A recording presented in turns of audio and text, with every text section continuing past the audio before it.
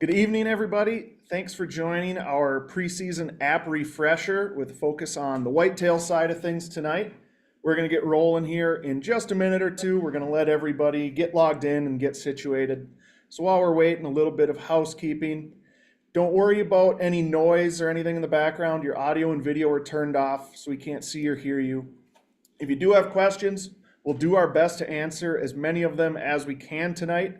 There's a Q&A box should be along the bottom of your screen.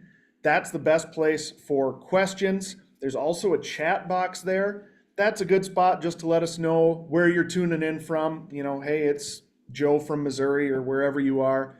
Questions do get lost in the chat more easily, so please do throw those questions in the Q&A. Finally, this class is being recorded, so if you have to drop off early or you want to go back and revisit something or rewatch it, we will send a video link. It'll be a YouTube link. You'll get that tomorrow evening about this time, and the class will be up on our YouTube channel if you prefer to access it that way. And we will be doing a giveaway towards the end of class. We're giving away some onX hats. You do have to be present at the end of class to enter that giveaway, so make sure you stick around to the end if you're able. So with that, we'll get started. My name's Jack. I am going to kind of be mostly in the background here today, but part of the onX Hunt marketing team. Been with the company about 6 years or so, and I'm joined by our resident whitetail guru, Jared. Jared, what's going on? Evening, everybody. Appreciate you guys hopping on and tuning in with Jack and I. Yeah, like Jack said, I run the marketing strategy side of things for onX here. Have been doing it for close to 8 years. Come from Wisconsin originally, moved out to Montana for the onX gig, but certainly, as Jack does as well, we make our way back to our homelands of the Midwest every October and November to sit in trees and do the dang thing with whitetails. In fact, if I could only choose one thing, it would probably be sitting in trees. As much as I enjoy chasing bugling bulls and doing the Western thing, there's something about chasing whitetails. So. Yeah, I'm with you.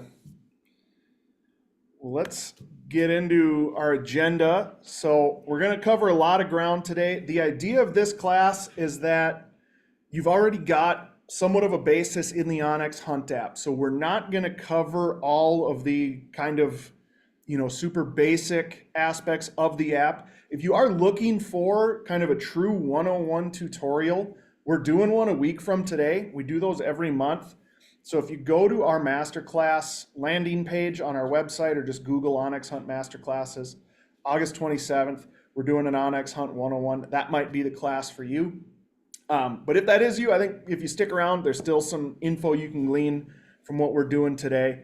So what we're going to be covering are some of our favorite layers for whitetail hunting, those specific whitetail type layers. We'll go over some offline maps, things you want to do before season kicks off to make sure you're ready.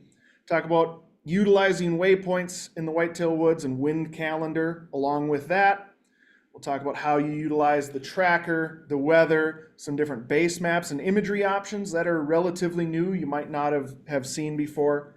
And if time allows, we'll get into some of our trail cameras and do as much Q&A as possible. So with that, Jared, I'm going to stop sharing and hand it over to you. Sweet. Well, I'm going to get my phone screen sharing here. That way you guys can kind of see what I'm walking through within the Hunt app. So give me just a second to get this going here. Start the Zoom broadcast.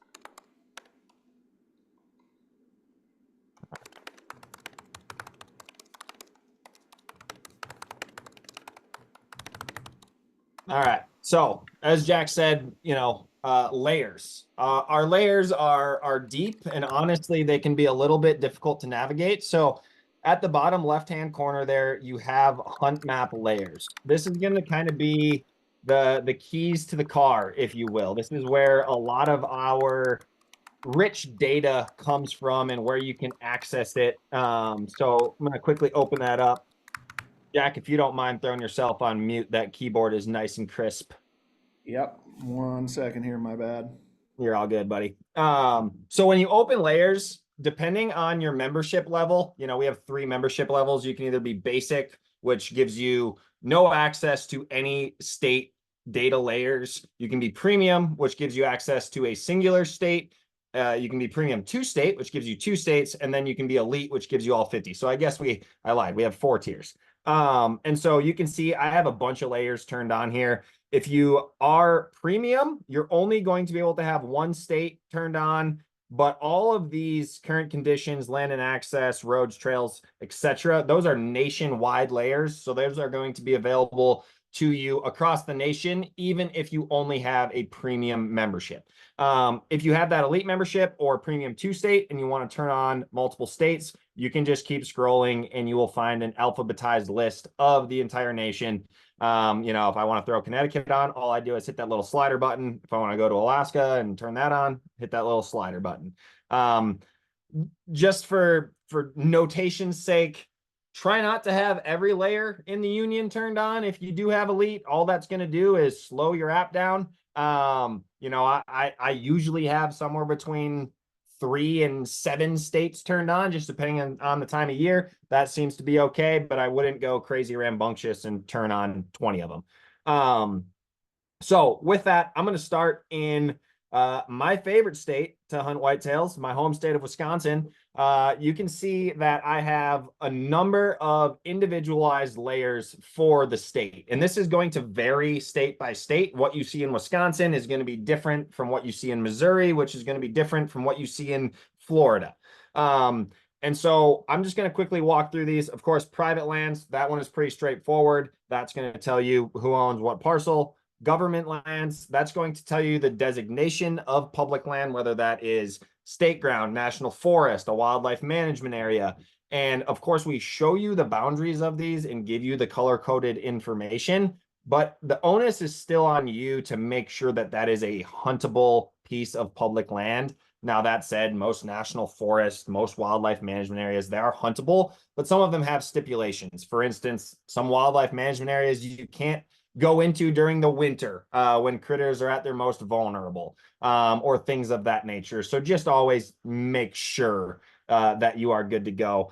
One thing I want to touch on, like for Wisconsin hunt zones here, most of the time in the whitetail world, the zone you're in is not as imperative as it is out west. But when it is, you can click that view options button right under the layer.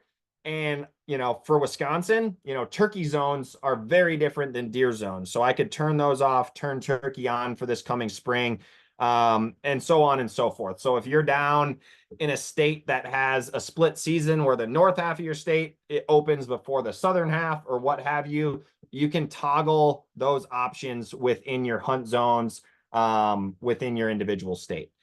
Possible access, this one is a really interesting layer that's often overlooked. So it's one I always flip on when I'm in an unfamiliar place. And what possible access is talking about is typically either timberland companies. So for instance, like a Weyerhaeuser, who they own hundreds of thousands, if not millions of acres across the country in different places. Some of that they open to public hunting. Some of that they do not open to public hunting. And this possible access layer is going to give you a start to understand if that particular chunk of ground, if it's listed in possible access. What that means is you should give a quick Google to the landowner, whether that's Weyerhaeuser or whoever the entity is, and cruise through their website and make sure that you can find an area that talks about their hunting regulations. Another good example is like the Nature Conservancy. I've tromped around on Nature Conservancy lands here in Montana. I've tromped around on Nature Conservancy lands out in New York. So again, that kind of spans the nation. It depends on the parcel, whether it's huntable or not. And just something that honestly, it's to your benefit to check it out a little bit further, because oftentimes these possible access spots are overlooked and not known by the vast majority of hunters and can be some awesome little honey holes. Beyond that, it's going to be very individualized by state. So Wisconsin has a number of voluntary public access programs, basically private land open for public hunting. And so, you can flip those layers on. And again, these are awesome layers to utilize. Like Iowa has IHAP, out here in Montana has block management. Of course, Kansas has the walk-in program, which they really pioneered back in the 90s. So make sure when you are looking at your individual state, take a good cruise through the layers and make sure you're getting the full use out of it, because possible access, walk-in hunting areas, those are often overlooked and can be absolute awesome spots to hunt. So that's kind of the state layer. Again, I'm not going to go through all these states, but I just pulled up Iowa here. You can again see possible access. They don't have quite as many variations of the walk-in program, but they have their IHAP program, Iowa Habitat and Access Program. So take a look at your individual state and see what you can discover there. Now I'm just going to quickly go through kind of my favorite layers for whitetail hunting in these nationwide layers. I'm not going to run through all of them, but current conditions. So this one, honestly, the only time I'm really using that in the whitetail woods is if I'm in Wisconsin trying to find a CWD like dump station. So we have these in some states where CWD exists. We have all of the test locations, dump sites, things of that nature. And then, of course, we highlight CWD positive counties and just try to provide as much information as we can to folks that want to get their deer tested and help out that science in that community to further understand what's happening in Plymouth County versus Iowa County. So that's really the only one that has a whole lot of relevance, in my opinion, in current conditions. But land and access, I'm going to quickly turn on slope angle. Well, before I do that, I'm just going to touch on sections. Sections is township section range. It's essentially a type of, I don't know, Jack, maybe you can explain sections better than I, but it's a replacement for coordinates, essentially, to dial in where a particular parcel, or in this case, section, township, or range is located. Jack, maybe you can more beautifully explain sections. Yeah, I mean, sections were basically when they were laying out how the states were laid out back in the day. You have a series of townships, which is 36 sections, so it's 6 by 6. So 6 miles by square miles makes a township. Each section is 640 acres. So if you have a quarter section, you'll hear farmers talk about, that's 160 acres, which was a homestead back in the day. And then you break that up into like your back 40 and things like that. So some states, they will, like you said, they'll want to know where a deer was killed. In Montana, they always ask it for like, if we shoot a bear, section, township, and range. It's like you said, kind of a remnant of a system prior to everybody having GPS, where you can pull up the coordinates. It was a way for them to kind of plot out different areas with not quite the accuracy of GPS, but gets you to within a pretty small area, at least relative to a whole county or state or something. Jack's our local history buff, so I knew you knew something about that. But honestly, a ton of our users use this sections layer, and a lot do not know it exists. So if that is something that is in your day to day, you can find that land and access, go to sections, check it out. One of my favorite layers for whitetail hunting, maybe my favorite, is this slope angle layer. Not something that at first glance I thought I would use a lot in the whitetail woods, but it just makes understanding terrain so simple. So I'm zoomed in here. I'm kind of on the eastern side of Minnesota towards the Mississippi River, where there are some ridges, some bluffs, some real terrain and topography. And how you can utilize this is, if you're not real competent or confident in reading a topo map, this is a great replacement and a great teaching tool. So I have it on satellite imagery behind the slope angle right now. I can turn that onto hybrid. And then not only can you use the gradient at the top of the slope angle layer telling you, all right, that's 5 to 10 degrees, that's 15 to 22, or that is a sheer cliff and is 45 plus. You can align that with the topo lines that you're seeing here to help inform you on how to better read topo, or B, again, if you just want to take the topo out of it, very easily now you can see like there's I'm going to do the 2-finger line distance there, and you can see there's about 100-yard spot here of 30 to 35 degree slope where that red is.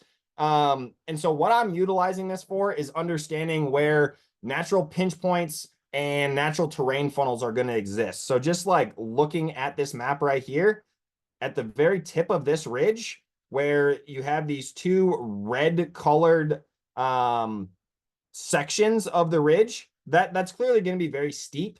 And right here where I draw this line, that is going to be the route of travel for the vast majority of the deer coming off that ridge or coming to bed on this finger ridge. And so that is what I'm looking for. I'm looking for some greens and some yellows that are sandwiched between oranges, reds, purples. Because that is going to tell me that that is going to be the path of least resistance. And just like you and me, the deer don't want to walk the steepest, gnarly part of the hill either. They are going to take the most energy conservative path, and that is going to be that green one. So just a really useful way to quickly identify pinch points, terrain funnels, just natural pieces of topography that you can utilize to your advantage. And then beyond that, inland and access. Now, if you're down in the south looking for a lease, Rayonier hunting lease lands and legacy wildlife hunting leases are a couple of layers that we've worked with through partnerships to show you where those leases are. So if you're a member of that lease or if you are seeking one of those leases, you can at least get on the map, understand the lay of the land, and kind of give it a diagnosis if it's a place that you're interested in leasing, or if you hold that lease, it's just going to give you that border really easily. The next one, road, trails, and wrecks. Again, this one in the Whitetail Woods, not quite as useful as it is out west, but there are certainly places, you know, Pennsylvania, New York, down in the Appalachias, whether that's West Virginia or northern Georgia, like you might end up hiking a trail for some distance before you bail off into a thicket or some amount of cover, whether that's some mountain laurel or whatever it may be. But this is where you can find that data and see if there is a trail or an easier route partway into a place you want to hunt. I would say the one that I do always have on, no matter where I'm at in the country, is recreation sites. And so this just tells you exactly where campgrounds are, where boat ramps are, you know, great for understanding where you could potentially have water access or set camp at an established campsite in close proximity to an area you're interested in hunting. I would always have recreation sites on. The next one, roadless areas. Again, not super applicable to the whitetail woods, but it can be. I've used it in the past. And so I'm just trying to orient myself here. So I'll go up to like northern Wisconsin here. You know, all of these little purple outlined areas are designated as roadless areas. And the deeper the deeper the color, the more roadless it is. And so I believe to qualify to be a roadless area, it cannot have a road within a half mile of it. And then, of course, beyond, you know, the deeper and darker purples that you start to see on the map is going to be even further away from roads. And then, of course, you know, like smack dab in the middle of this one, that's going to be about as roadless as you can probably get in Wisconsin. But a super interesting one, if you're looking for some public ground to really get away from the people, you can see that this one is a very light purple, and you see this road to the west of it. I can quick do the line distance. It's 3/4 of a mile off the road at kind of that nearest point there. So it's a good jaunt, but it's certainly not going to keep everybody out of there.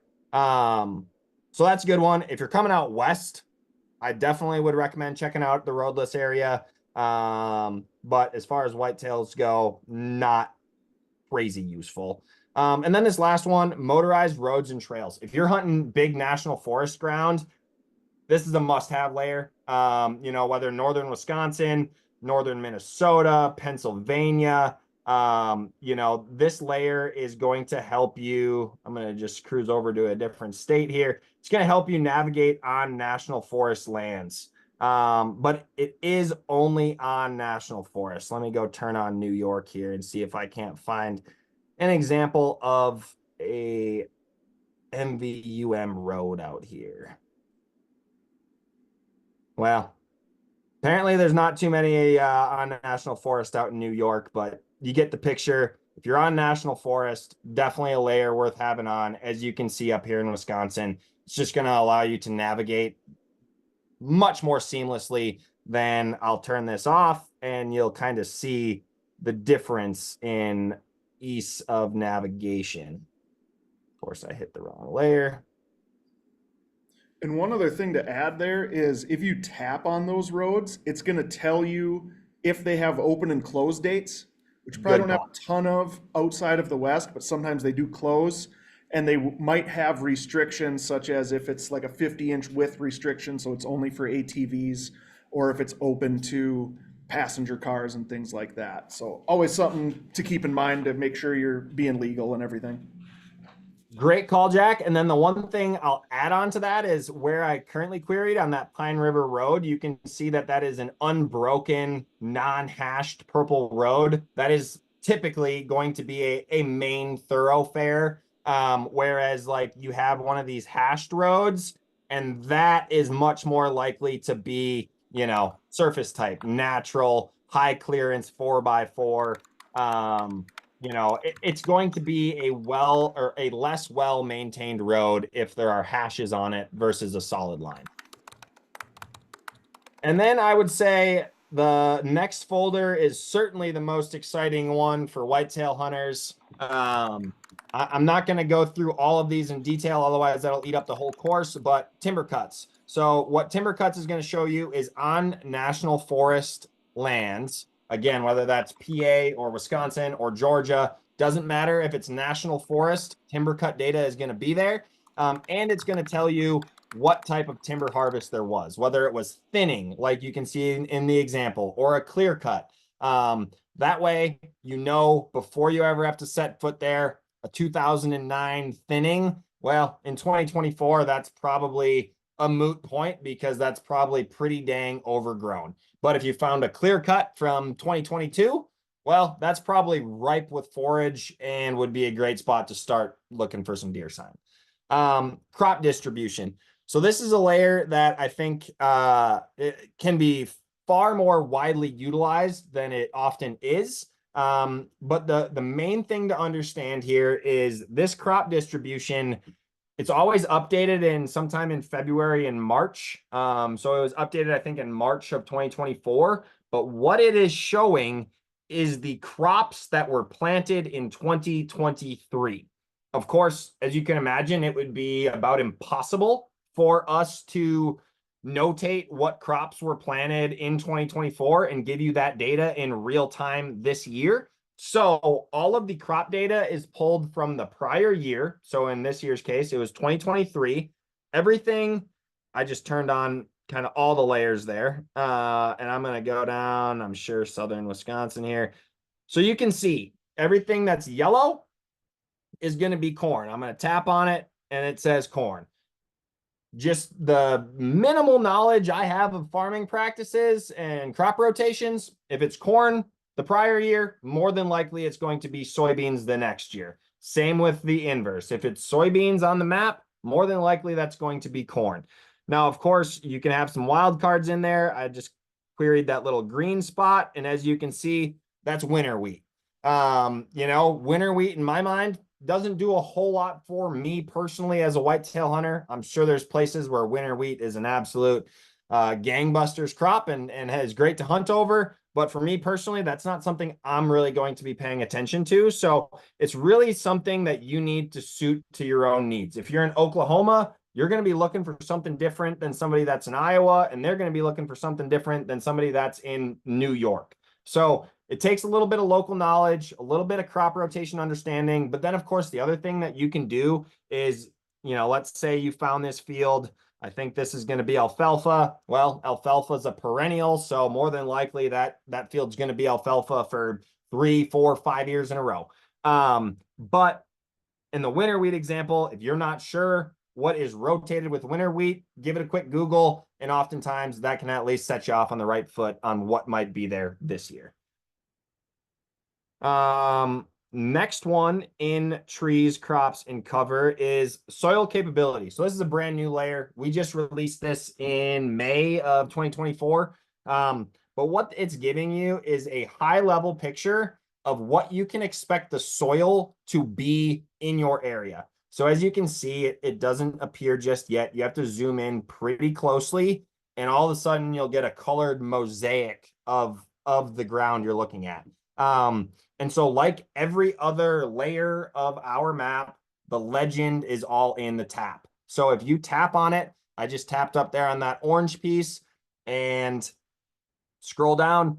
So soil description, Dakota loam, 2 to 6% slopes. It gives you the non-irrigated capability class, which then it gives you a little description, moderate limitations, reduce the choice of plants, or require moderate conservation practices. But at the end of the day, all areas of that classification are prime farmland. So we created this to A, just be great information, whether you're a farmer or a rancher, but B, also give you an idea on how and where to start with your food plots.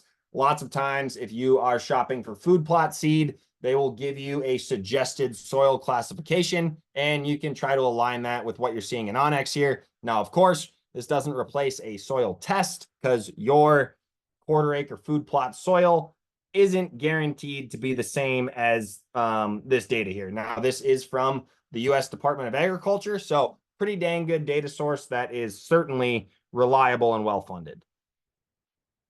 And then after timber cuts, crops, and soil, we really get into our cover types. So, excuse me, I have to take a drink here.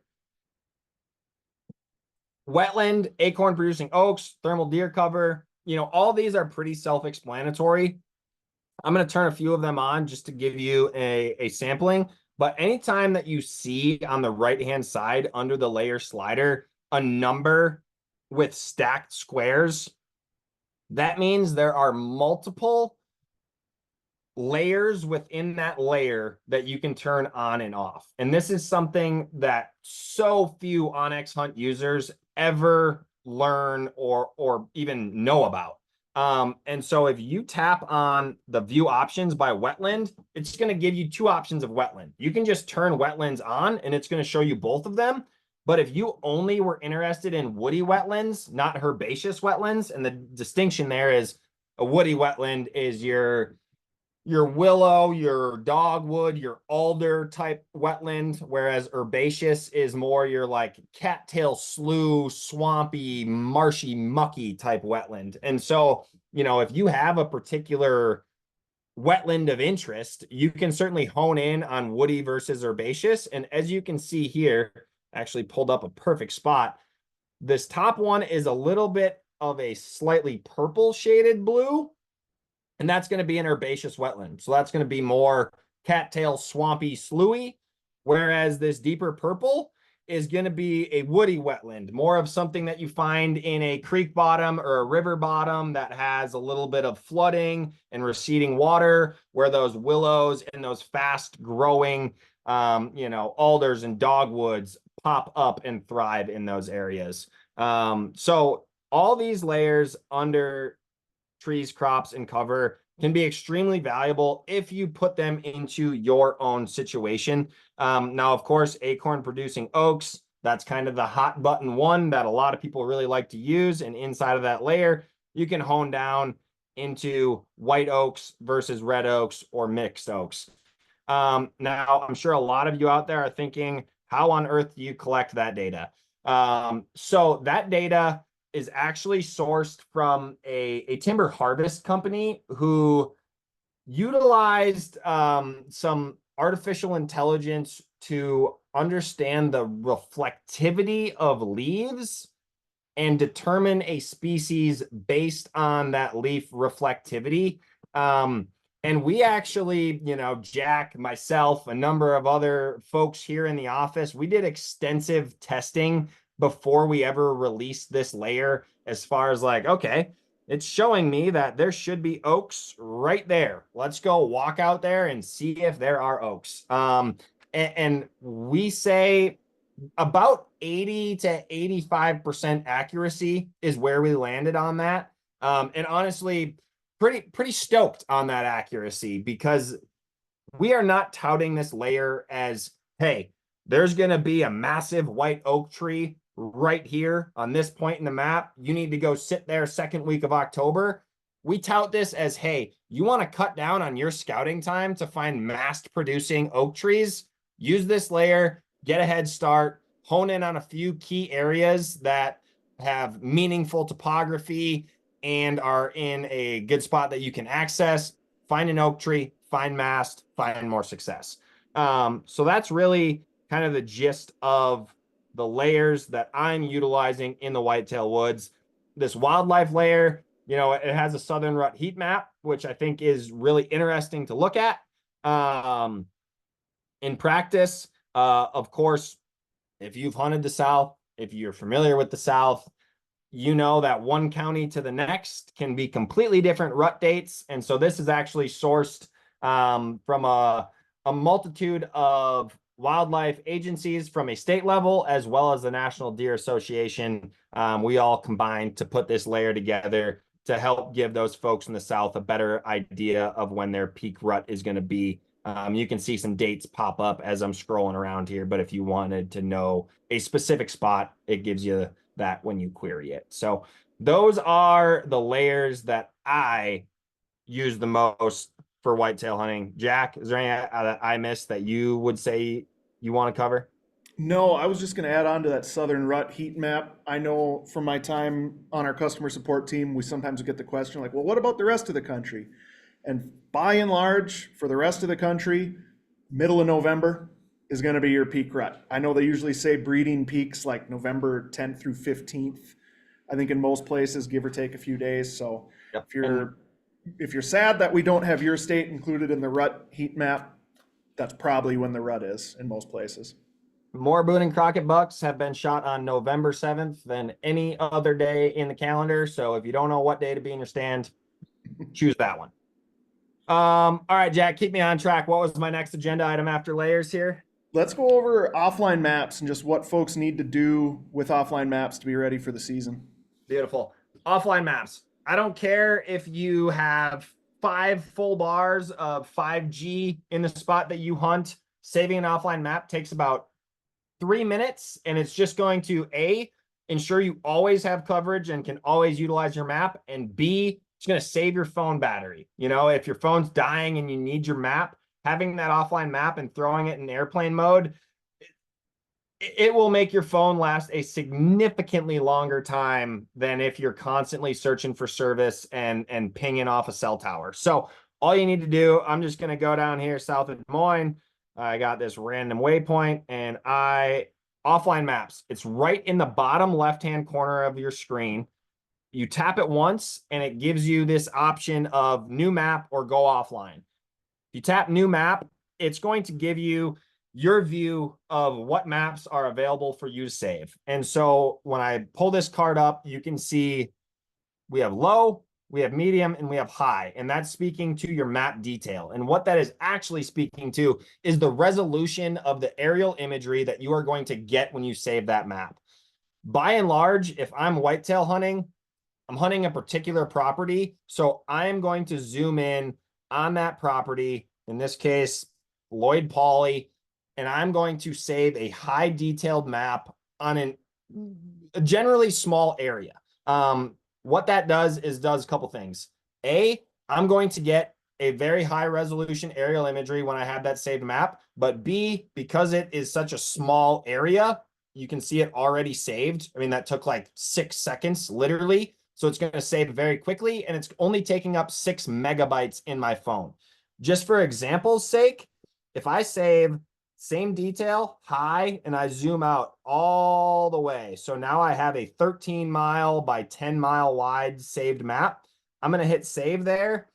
And you can see like this one is already taking significantly longer. My 6 megabyte map was already done saving at this point. So that's just an example of save the map that you need. Now there's no reason that you can't save a medium resolution map. You know, the difference in my mind between low, medium, and high, low, you get to see what's public and private and where the roads are. That's about it. Don't plan on zooming in too far. Medium is awesome if you're going out west, or maybe you're hunting the sand hills of western Nebraska and you're trying to find a whitetail amongst the mule deer, but it's a few thousand acres, save a medium-sized map. That way you're not going to end up walking 6 miles instead of the 3 you planned for and walking outside of your saved map area. And then the high resolution map, I mean, that's going to be our highest imagery quality. But again, I would not save a bunch of really large, high detailed maps because it's going to eat up a bunch of space in your phone and it's just going to slow your device down. So by and large, I save mediums unless I am saving a singular property, in which case I save highs. Then the last thing, flip your phone in airplane mode, or you can use the go offline button here. Frankly, I almost always just use airplane mode because it's less clicks. All I do is swipe down from the top right-hand corner of my screen and hit airplane mode, and I'm good to go. So that is what I would recommend on the offline maps section of things here, which now that it's saving, I'm going to try to pause this. I'll add a couple things there. If you have a bunch of different properties that you hunt and you're saving a map on each one, name your map so that you know where you have them saved. So if it's like, the Hanson farm, Jake's property, whatever, that way when you come back to it next year, oh yeah, I've got maps saved there versus just the generic date and time. That doesn't really mean anything, especially after the fact. So if you think of it, go in and give them a name, just helps you stay organized. And then if you do have maps that you saved last year, but you haven't really used onX since then, some of them might say like update available underneath them. That means that something has changed since that map was saved. Most commonly, it's property ownership has changed, like has been bought or sold. It could be boundaries, it could be something else that has changed. It's a good idea to just go ahead and update those before season to make sure you have the most up-to-date information.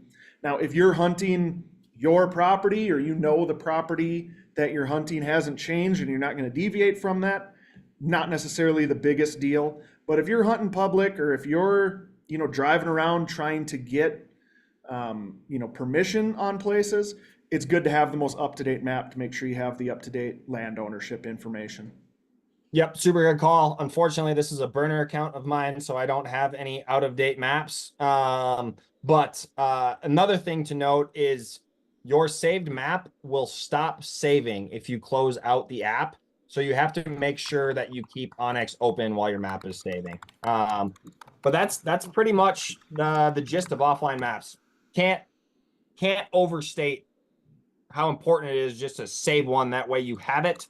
A couple wasted megabytes on your phone is going to be a lot less of an ordeal than you losing access to your maps when you really could use them. With that, I think the next one we're going to talk on is tools. I'm going to start particularly on waypoints. I think these are the most valuable things that you can utilize on your map as a whitetail hunter. And so what I recommend doing is on every waypoint, I'm just going to use this property as an example.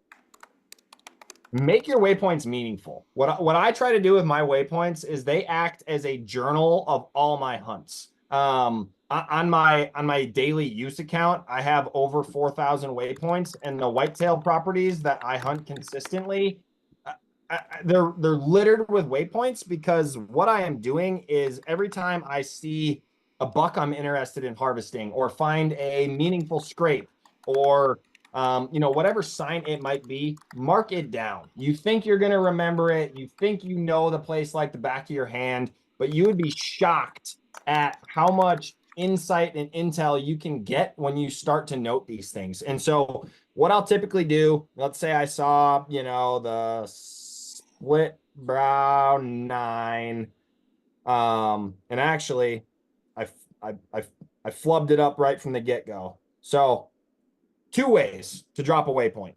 You can long press. All I'm doing is pressing on the map, and then that waypoint appears.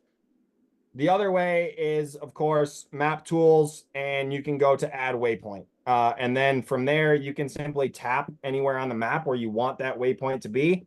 But those are the two methods to add a waypoint. The next thing, I always name my waypoints, or at least I try to always name my waypoints, but I always keep the date and time attached in there because that becomes super valuable down the road at times. And so let's say saw my split brow 9, we'll pretend it was hunting season.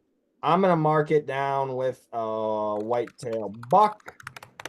And then beyond just choosing an icon, thoughtful color choice can really pay dividends once you've had this app for a couple of years.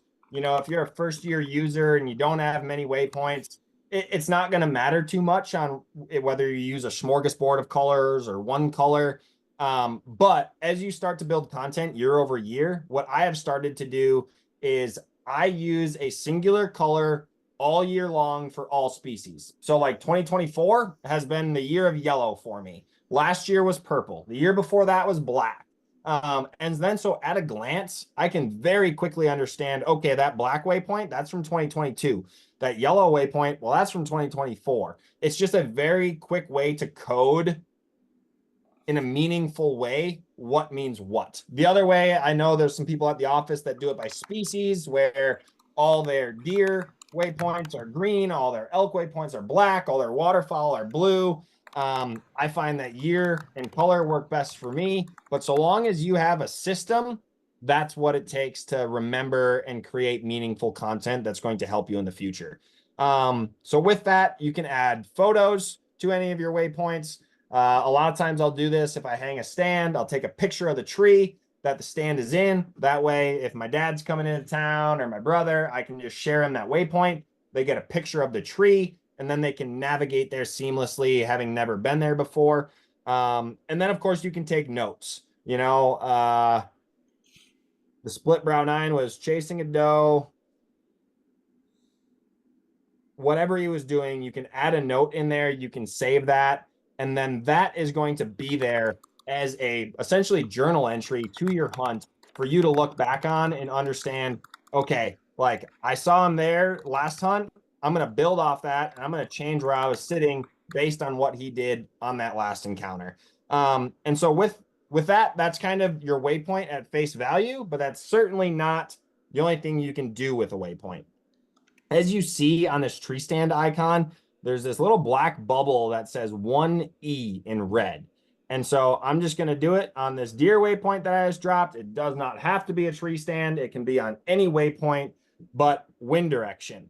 I would say this is the most valuable thing you can do for yourself if you hunt a farm where you have set tree stands. Is you can either have it show current wind, which I will do for example's sake here. I just save that. And now it shows that 1E, which means 1 mile an hour out of the east in white. It shows in white because it is set as a current wind. So if I go back in here, go back to wind direction, hit edit, now I choose set optimal wind. This is where it becomes a powerful tool. If I have 9 tree stands on my 200 acres or whatever it is, you can go through and set the optimal wind at each one of those tree stands. So in this case, actually, because it's an east wind over there today, I'm going to say that anything east predominant, this is a good spot to hunt. And just like that, as you see, there's a good wind at this stand because I designated any east predominant wind as being huntable, and it's going to just show me that little bubble over the waypoint. So as you can imagine, if you had 9 tree stands across this property with wind attached to the waypoint, at a glance, you can see, okay, I can hunt that ridge top, but that little creek drainage, bad wind. It just makes deciding where you're going to go hunt very simple, very quick, and at a glance. The other thing you can do with waypoints is set a waypoint radius. So this is a tool that I use in very specific use cases. In the whitetail world, my best use case for this waypoint has always been when it comes to buck bedding areas. It's a strategy that I really like to employ, especially early season. I'm predominantly hunting on public land in early season, occasionally on private. But I use this to hone in on a buck's bedroom. When I find where a buck is bedding consistently, from scouting and trail camera usage and what have you, I will set this range radius on a waypoint on where that deer has been bedding, usually to 70 yards. That's kind of my sweet spot, if you will, where I know that if I stay 70 yards away from that deer, let's say I'm hanging my tree stand there, I can get into my stand, whether I'm doing a hang and hunt or simply climbing into it, 70 yards with a little bit of breeze or any weather factor. I'm going to be able to be quiet enough to get into that stand and not blow that deer out of his bed. But I'm also going to be close enough to that deer where if he gets up 30 minutes before last light, I have a very realistic chance of getting that deer into gun range, bow range, either way, before I lost light. And so that's kind of my favorite use case from a whitetail perspective, is using that range radius to really hone in on kind of the bubble. A lot of people talk about that bubble with turkeys. I use this for turkey hunting too. I try to get into that 100 yards, 120 yards of a gobbling turkey, use the range radius, and I know exactly where that is. Other ancillary use cases, oftentimes to discharge a firearm, you have to be 200 feet, 500 feet, 1,000 feet, whatever it is from an occupied dwelling. That's certainly a use case that I've used the range radius for. Jack, any other range radius use cases coming to mind for you?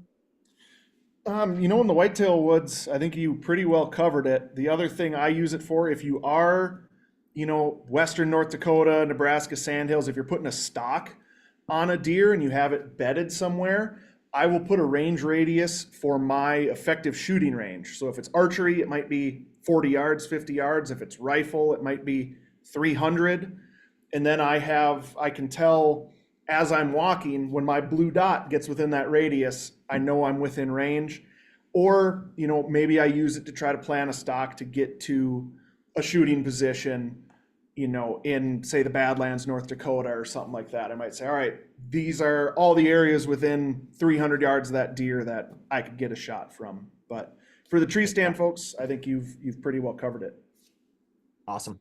The next tool that I'll cover here is, I'll briefly cruise over these tools here. Line distance, you can tap any point, any number of points. You can make as many vertices as you want. A lot of times, like a line distance, I will theorize a route in to like a piece of public ground to like where that tree stand is. I'll show an example here. So let's say I had to park right here on this knob, save that real quick.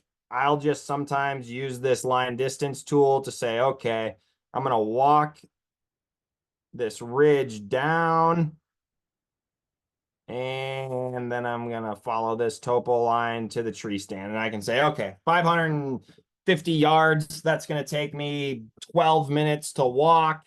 Then I have another 40 minutes to hang my set. It just helps me understand when I need to leave the house, when I need to set my alarm to get up. So I'll utilize the line distance for that.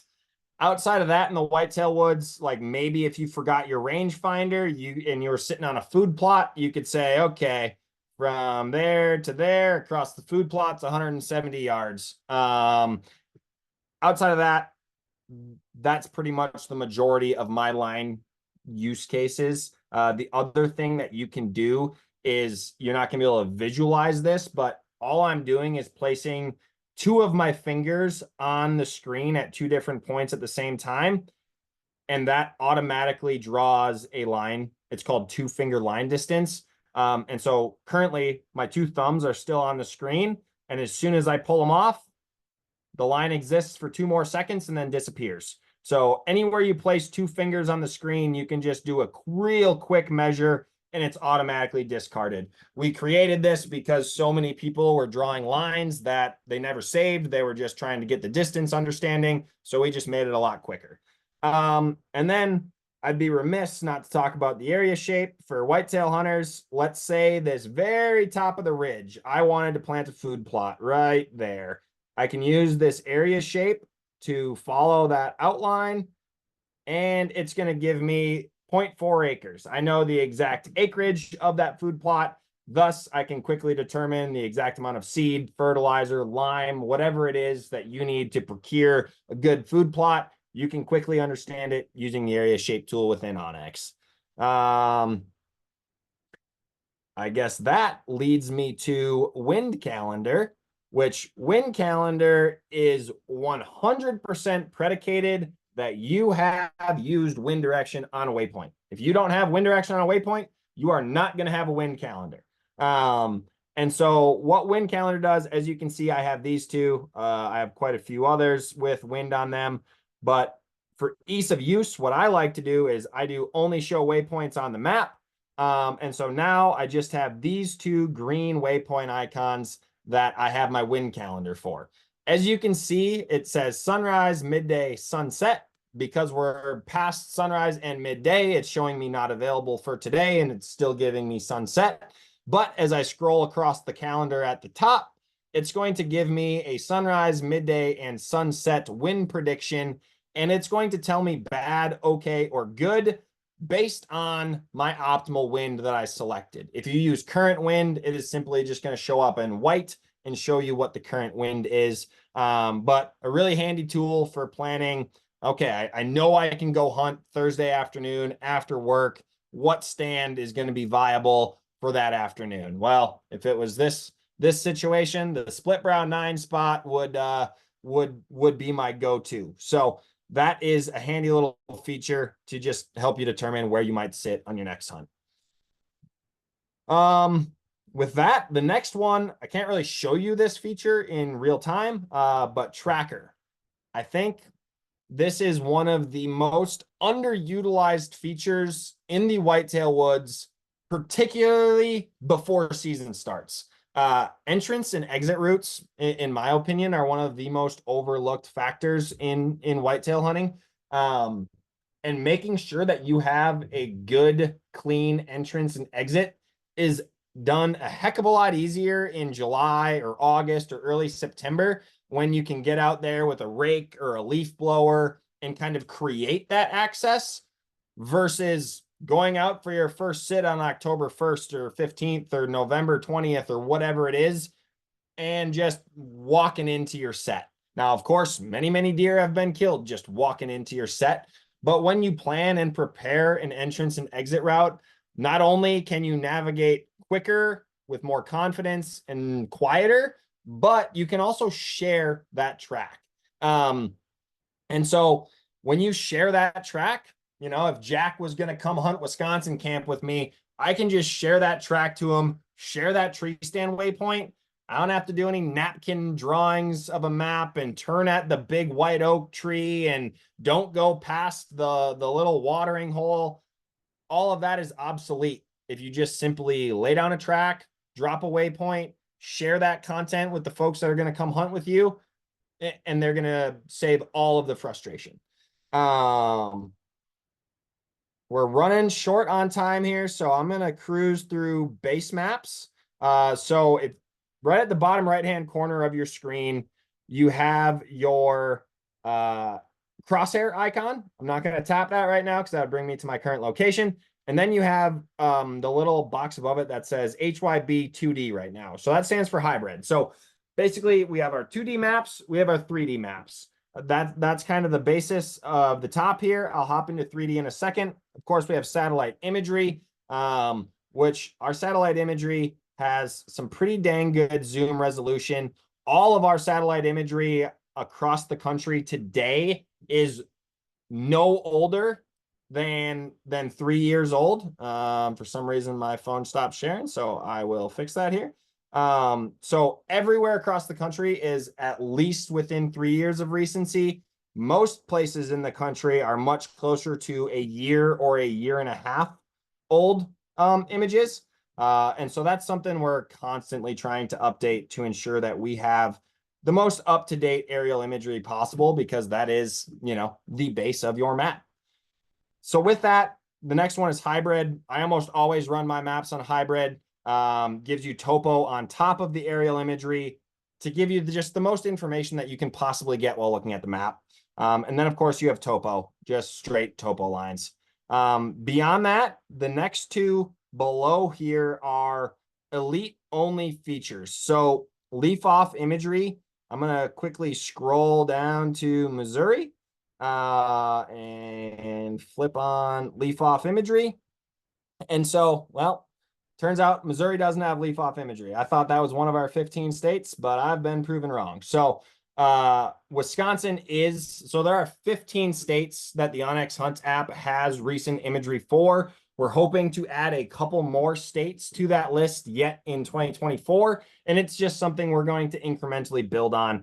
But leaf off imagery, as it takes a little bit of time to render and load here, is just that. It is simply winter imagery. And so it just gives you, the ability to see this creek with some actual clarity up here in Wisconsin. Whereas if I turn leaf off imagery, you might know there's a creek there if you turn on hybrid.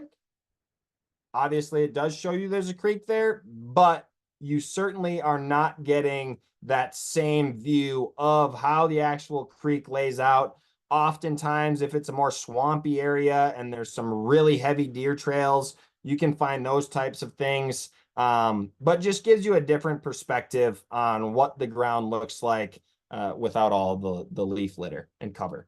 The other one, recent imagery. This one's pretty standard and straightforward. It is a low resolution aerial image. It is not going to give you that zoom detail. As you can see, when I zoom in, it's pretty blurry, honestly. But what it is super valuable for is you have this date slider. I can slide this date all the way back to March of 2023. And as you can see, like, you can kind of watch this crop field grow and get green. Clearly, then it died off there and it was harvested.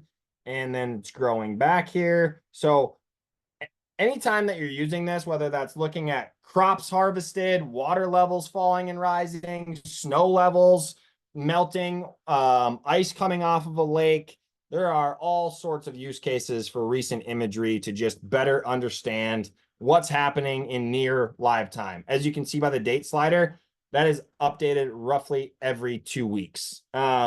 We are about at the hour mark here, so I don't think I got to cover everything that I wanted to on the agenda, but we're going to drop the giveaway in the chat right now. So make sure you go to the giveaway link. And Jack, what do you want to do here? Do you want to answer some questions, or shall I cover another feature set? Or maybe, folks, if you have some opinions, throw them in the chat. Up to you, Jared. We can go over if you want to cover some more features. We can certainly do that. Otherwise, I do have some questions that came in through the registration earlier that we could try to cover.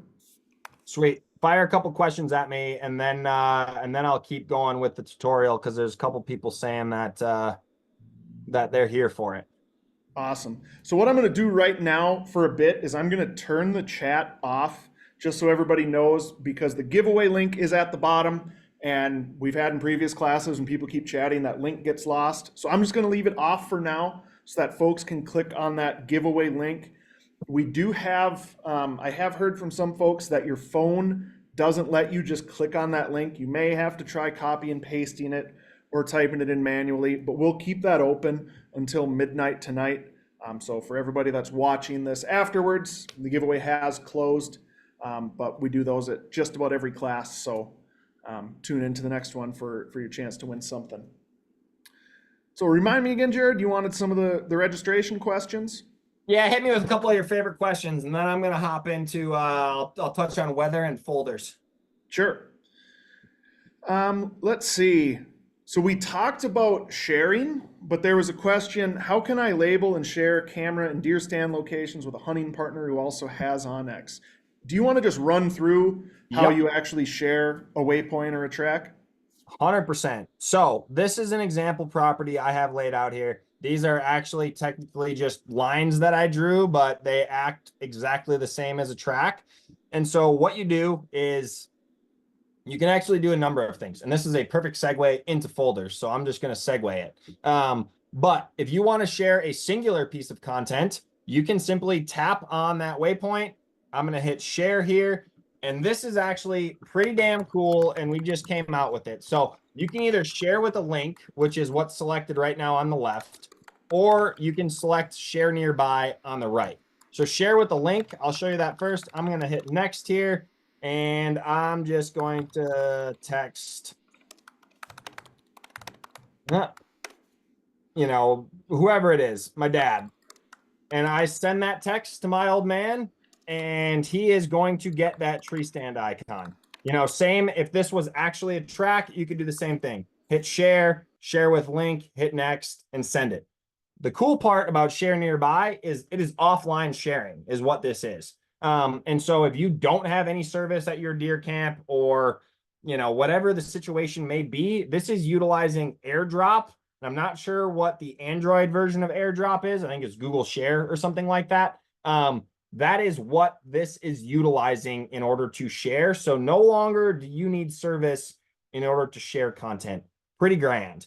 Now, my segue there into folders, I'm going to quick create a folder for you guys to check out. Obviously, you're looking at a pile of waypoints that are on this screen. It would be a total pain to share all of these individually.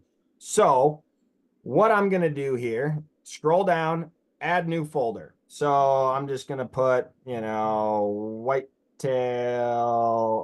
MC for Masterclass here. Save that. I now have this Whitetail Masterclass folder. I'm going to tap on that folder, and at the very bottom, you can hit add content. So now I can either select all content in frame, which is 33 items, or if you cancel that, cancel. I'm going to go back, add content. You can individually select the icons that you want to share. Oh, well, not the best there. Doing too much. Doing too much on the old sharing on the Zoom and crashing the app here. I know So, Zoom doing both at Zoom especially can sometimes overload it. yeah, well, when I'm presenting, I'm unsurprised. So anyhow, I can go back in here. My folder's still here. Whitetail Masterclass, add content, select all in frame. That's 21 in this frame because I'm a little bit more zoomed in. So now in this folder, just like that, I have 21 tree stand icons more or less in here, a couple lines, whatever it is on your property. You can create that folder, and now I can share this entire folder with whomever in my contacts. I can text it, I can email it, whatever's going to be most seamless for you. And then the cool part about it is if the end recipient also has onX, that's simply just going to drop that content within their onX Hunt app. But if they don't have onX, it's going to send them straight to the App Store to go download onX. And then as soon as they do and get logged in, then that content will drop in on their map. So even if they don't have the Hunt app today, you can share with them and kind of push them over the ledge to get it. All right, give me another question, seeing as that one segued perfectly into me telling about folders. There was one here that hit home for me because this is kind of my situation in northern Minnesota where our family deer camp is. How best to distinguish edges with no real elevation change? And so Absolutely. for me personally, that's where the wetlands and the trees layers come in handy. We're far northern Minnesota, not much ag. So your edges are mostly vegetation types and water.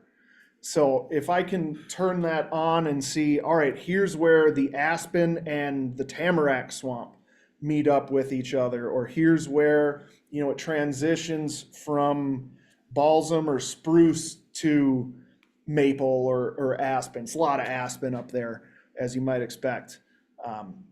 You're looking more for vegetation edges than you are, a ridge line or elevation changes like that. Yeah, and I think edges, people call them edges. They call them transition areas. People call them a lot of different things, but really the way I look at it is it's two differing types of vegetation, mostly where they come together. And so as Jack was talking about that there, like this is a perfect example of an edge where we have a clear cut right up here, very clearly a clear cut. And then you have a big line of timber. that right there is a beautiful edge. And I mean, deer are absolutely edge-oriented critters. That is what they're going to be looking for. Another really useful way to find edges beyond the wetlands is utilizing, especially in the South, coniferous versus deciduous. So as you can see here, zoom out, and all this brown is coniferous trees. All this red, deciduous trees. So anytime that you can find an edge, I'm going to scroll down to Mississippi or something here. Right here. This is an absolute money edge. Never been here before, but I bet you it hunts pretty dang well. We got a seasonal creek. So because this creek has dashes, that means, you know, during the spring, there's probably going to be water. During the fall, there's probably not going to be water. You can see with the topography on that this ridge with full of coniferous, mixed coniferous deciduous trees bleeds right down into pure hardwoods. And so right here on that edge where those colors come together, that is very clearly an edge, a transition zone, whatever you want to call it. So that's another really foolproof way to find edges is turn on coniferous versus deciduous, find where the colors meet, and that's going to be an edge. The other way that I'll show you that I like to utilize this to get a little bit more granular is we'll have to go find some leaf off imagery. So this really makes edges pop if there is leaf off imagery in the state. And again, leaf off imagery only comes with our elite membership, but you can very, very clearly see that edge. You know, you have all of those coniferous trees kind of creating this triangle, if you will. And all around it, there's deciduous trees that clearly have lost their leaves. There's a creek drainage. Those are exactly what you should be looking for if you don't have the topography, is find those vegetation created edges, mix in a little bit of water, and you're going to be well on your way. There was another question in there, should be easy to answer. Said, what about ETA for onX Hunt on the dash of my car? So that's live right now. It's been live for a little while. We came out with iOS first. Android's been out in the wild for a few months now. So make sure you're on the most up-to-date version of the Hunt app. And when you connect your phone to the head unit in your vehicle, you should see onX Hunt as an option to view either through Apple CarPlay or Android Auto. And if you guys have Apple CarPlay or Android Auto, it's so dang novel putting onX in there. Like there's nothing special. It's just like your phone that's now in your dash. But even when I'm driving around town, I usually have onX in my dash. All right, one more that I need to cover before we leave here is weather. I think very, very few onX users utilize weather within the Hunt app, and it is an absolute miss because our weather is incredibly accurate and very, very user-friendly. So currently I am in Montana, but right now you can see I'm looking in Mississippi here. No matter where you tap on the map, from where you're at, we are going to offer you a weather option. And so that weather is interpolated weather data for that precise location.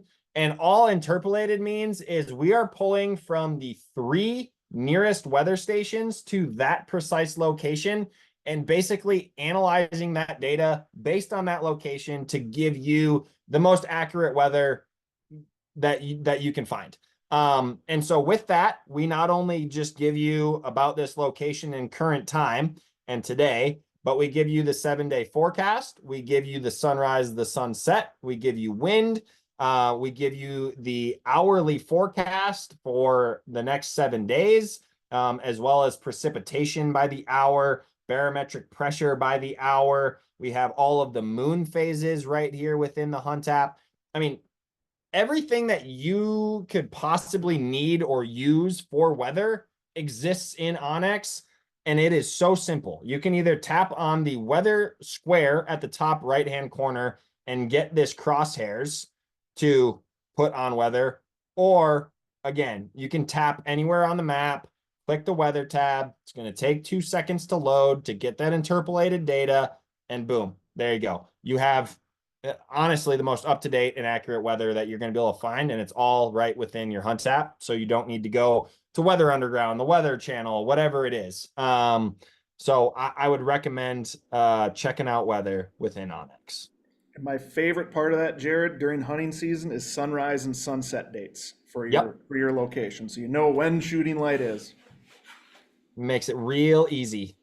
And I mean, like, honestly, finding hourly barometric pressure, not an easy thing to find in other apps that at least I've used in recent times. And super valuable for a whitetail hunter. If you see that rising pressure getting up into the 30s, coming out of the 20s, that's something that you definitely want to hone in on. So with that, I would say we have pretty well exhausted our agenda there. If there's a couple more low-hanging fruit questions, fire them away. Otherwise, I'll say our adieus. Yeah, giveaway links in the chat. I posted it a couple more times. Looks like, in the Q&A, we've covered pretty much everything. So thanks to everybody for joining us again tonight. Do check out our future class schedule that's coming up. We're going to be offering, we tend to do about 3-4 a month throughout hunting season. So if there's something that piques your interest, I think I misspoke there. Check that out and hope to see you on the next one. Thanks, Yeah, and I Jared. mean, if there's ever topics that you guys want to see covered, Jack, myself, and the team have racked our brains endlessly on new webinar topics. So if there's things that you want to do, whether that's a extreme whitetail deep dive or how to spot and stalk mule deer, whatever it is, we would love some feedback because we're constantly trying to provide as much value as we can with these. So appreciate you guys coming out, and good luck this fall. Thanks, everybody. See ya.